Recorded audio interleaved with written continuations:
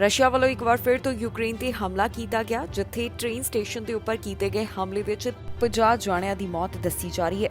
ਇਸ ਬਾਰੇ ਪੁਸ਼ਟੀ ਯੂਕਰੇਨੀਅਨ ਆਫੀਸ਼ੀਅਲਸ ਵੱਲੋਂ ਕੀਤੀ ਗਈ, ਜਿੱਥੇ ਉਹਨਾਂ ਦੱਸਿਆ ਕਿ ਕ੍ਰੈਮਾਟੋਰਸਕ ਟ੍ਰੇਨ ਸਟੇਸ਼ਨ ਉੱਪਰ ਜੋ ਹਮਲਾ ਹੋਇਆ, ਇਸ ਵਿੱਚ ਕਈ ਮੌਤਾਂ ਹੋ ਚੁੱਕੀਆਂ ਨੇ।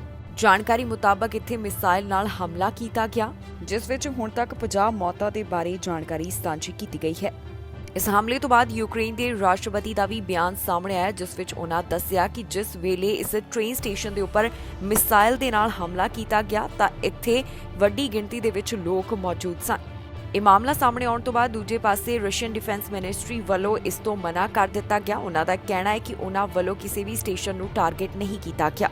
ਇਸ ਤੋਂ ਇਲਾਵਾ ਰੀਜਨਲ ਗਵਰਨਰ ਵੱਲੋਂ ਜਾਣਕਾਰੀ ਸਾਂਝੀ ਕਰਦਿਆਂ ਦੱਸਿਆ ਗਿਆ ਕਿ 39 ਦੇ ਕਰੀਬ ਲੋਕਾਂ ਦੀ ਇੱਥੇ ਮੌਤ ਹੋ ਗਈ ਹੈ ਤੇ 87 ਦੇ ਕਰੀਬ ਉਹਨਾਂ ਵੱਲੋਂ ਜ਼ਖਮੀ ਦੱਸੇ ਗਏ ਨੇ।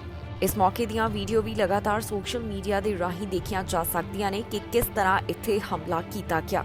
ਜ਼ਿਕਰਯੋਗ ਹੈ ਕਿ ਪਿਛਲੇ ਦਿਨੀ ਬੁਚਾ ਦੀਆਂ ਤਸਵੀਰਾਂ ਸਾਹਮਣੇ ਆਈਆਂ ਸਨ, ਜਿਸ ਵਿੱਚ ਵੇਖਿਆ ਜਾ ਸਕਦਾ ਸੀ ਕਿ ਕਿਵੇਂ ਇੱਥੇ ਜੰਗ ਦੇ ਹਾਲਾਤ ਬਣਾਏ ਗਏ। ਇਸ ਦੀਆਂ ਤਸਵੀਰਾਂ ਯੂਐਨ ਨੂੰ ਸੰਬੋਧਿਤ ਕਰਦਿਆਂ ਯੂਕਰੇਨ ਦੇ ਰਾਸ਼ਟਰਪਤੀ ਵੱਲੋਂ ਵੀ ਦਿਖਾਈਆਂ ਗਈਆਂ ਸੀ। ਇਹ ਤਸਵੀਰਾਂ ਕਾਫੀ ਦਰਦਨਾਕ ਸਨ, ਜਿਸ ਤੋਂ ਬਾਅਦ ਮੰਗ ਕੀਤੀ ਜਾ ਰਹੀ ਸੀ ਕਿ ਰਸ਼ੀਆ ਦੇ ਖਿਲਾਫ ਵੱਡੀ ਕਾਰਵਾਈ ਕੀਤੀ ਜਾਵੇ।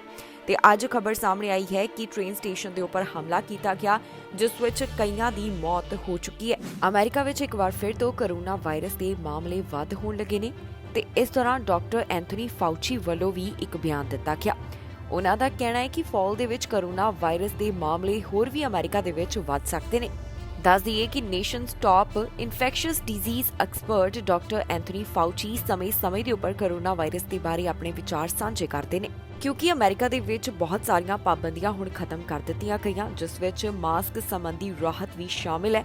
ਇਸ ਕਾਰਨ ਕੋਰੋਨਾ ਵਾਇਰਸ ਦੇ ਮਾਮਲੇ ਵਧਦੇ ਹੋਏ ਦਿਖਾਈ ਦੇ ਰਹੇ ਨੇ। ਪਿਛਲੇ ਦਿਨੀ ਖਬਰ ਸਾਹਮਣੇ ਆਈ ਸੀ ਕਿ ਹਾਊਸ ਸਪੀਕਰ ਵੀ ਕੋਰੋਨਾ ਪੋਜ਼ਿਟਿਵ ਪਾਏ ਗਏ ਨੇ।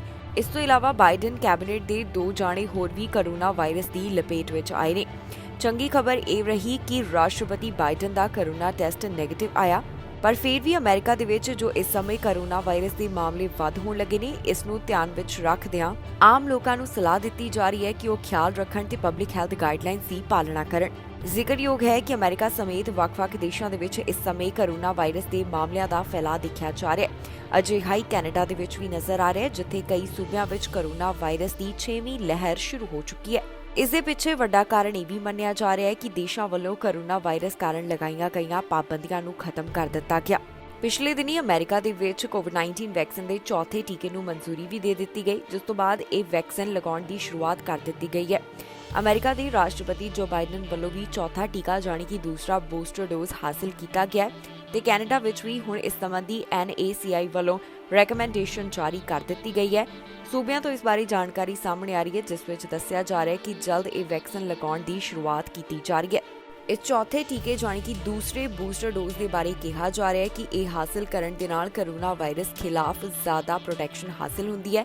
ਇਸ ਸਮੇਂ ਜੋ ਵੱਖ-ਵੱਖ ਦੇਸ਼ਾਂ ਵਿੱਚ ਕੋਰੋਨਾ ਦੇ ਮਾਮਲੇ ਵਧ ਰਹੇ ਨੇ, ਉਸ ਪਿੱਛੇ ਓਮਿਕਰੌਨ ਸਬ ਵੇਰੀਐਂਟ ਨੂੰ ਕਾਰਨ ਮੰਨਿਆ ਜਾ ਰਿਹਾ ਹੈ। ਇਸ ਕਾਰਨ ਦੇਖਿਆ ਜਾ ਸਕਦਾ ਹੈ ਕਿ ਚਾਈਨਾ ਵਿੱਚ ਵੀ ਕਿਸ ਤਰ੍ਹਾਂ ਇੱਕਦਮ ਕੇਸਿਸ ਵੱਧ ਹੋ ਗਏ। ਅਮਰੀਕਾ ਤੋਂ ਇੱਕ ਅਜਿਹਾ ਮਾਮਲਾ ਸਾਹਮਣੇ ਆਇਆ ਜਿੱਥੇ ਔਰਤ ਨੇ ਗਲਤੀ ਨਾਲ ਲਾਟਰੀ ਮਸ਼ੀਨ ਦਾ ਗਲਤ ਬਟਨ ਨੱਪ ਦਿੱਤਾ ਤੇ ਬਦਲੇ ਵਿੱਚ ਉਸ ਨੂੰ ਕਈ ਮਿਲੀਅਨ ਮਿਲ ਗਏ। ਜੀ ਹਾਂ, ਇੱਕ ਔਰਤ ਵੱਲੋਂ $10 ਮਿਲੀਅਨ ਦੀ ਲਾਟਰੀ ਜਿੱਤੀ ਗਈ, ਉਹ ਵੀ ਲਾਟਰੀ ਮਸ਼ੀਨ ਦਾ ਗਲਤ ਬਟਨ ਦੱਬਣ ਨਾਲ। ਆਮ ਤੌਰ ਦੇ ਉੱਪਰ ਇਹ ਹੁੰਦਾ ਹੈ ਕਿ ਜਦੋਂ ਕੋਈ ਵੀ ਅਣਜਾਣ ਤੁਹਾਡੇ ਨਾਲ ਟਕਰਾ ਜਾਵੇ ਤਾਂ ਤੁਹਾਨੂੰ ਬਦਲੇ ਵਿੱਚ ਮੁਆਫੀ ਮਿਲਦੀ ਹੈ, ਪਰ ਐਡਵਰਡ ਨੂੰ ਬਦਲੇ ਵਿੱਚ $10 ਮਿਲੀਅਨ ਮਿਲ ਗਏ। ਇਹ ਮਾਮਲਾ ਪਿਛਲੇ ਨਵੰਬਰ ਸਾਹਮਣੇ ਆਇਆ ਸੀ, ਜਦੋਂ ਐਡਵਰਡਸ ਨਾਮ ਦੀ ਔਰਤ ਵੱਲੋਂ ਲਾਟਰੀ ਮਸ਼ੀਨ ਵਿੱਚ $40 ਪਾਏ ਗਏ। ਲਾਸ ਏਂਜਲਸ ਦੀ ਇਸ ਸੁਪਰਮਾਰਕੀਟ ਵਿੱਚ ਕੋਈ ਅਣਜਾਣ ਉਸ ਦੇ ਨਾਲ ਟਕਰਾ ਗਿਆ, ਜਿਸ ਨਾਲ ਉਸਨੇ ਲਾਟਰੀ ਮਸ਼ੀਨ ਦਾ ਗਲਤ ਨੰਬਰ ਨੱਪ ਦਿੱਤਾ। ਐਡਵਰਡ ਨੇ ਕਿਹਾ ਕਿ ਜਿਹੜਾ ਅਣਜਾਣ ਵਿਅਕਤੀ ਮੇਰੇ ਨਾਲ ਟਕਰਾਇਆ, ਉਸਨੇ ਕੁਝ ਨਹੀਂ ਕਿਹਾ ਤੇ ਇੱਥੋਂ ਚਲਾ ਗਿਆ। ਆਮ ਤੌਰ ਦੇ ਉੱਪਰ ਉਹ ਸਸਤੀਆਂ ਟਿਕਟਾਂ ਖਰੀਦਦੀ ਸੀ, ਪਰ ਗਲਤੀ ਨਾਲ ਉਸਨੇ ਮਹਿੰਗੀ ਟਿਕਟ ਖਰੀਦ ਲਈ। ਇਹ ਦੇਖ ਕੇ ਉਸਨੂੰ ਕਾਫੀ ਗੁੱਸਾ ਆਇਆ, ਕਿਉਂਕਿ ਉਸਨੇ ਇੱਕ ਟਿਕਟ ਦੇ ਉੱਪਰ ਹੀ ਕਾਫੀ ਪੈਸੇ ਲਗਾ ਦਿੱਤੇ।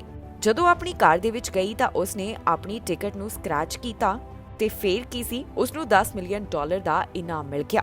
ਐਡਵਰਡ ਨੇ ਕਿਹਾ ਕਿ ਪਹਿਲੀ ਵਾਰ ਤਾਂ ਇਹ ਦੇਖ ਕੇ ਮੈਨੂੰ ਬਿਲਕੁਲ ਵੀ ਯਕੀਨ ਨਹੀਂ ਆਇਆ। ਉਹ ਬਾਰ-ਬਾਰ ਟਿਕਟ ਨੂੰ ਦੇਖਦੀ ਰਹੀ, ਪਰ ਹੁਣ ਉਹ ਇੰਨੀ ਵੱਡੀ ਰਕਮ ਜਿੱਤ ਕੇ ਕਾਫੀ ਖੁਸ਼ ਹੈ।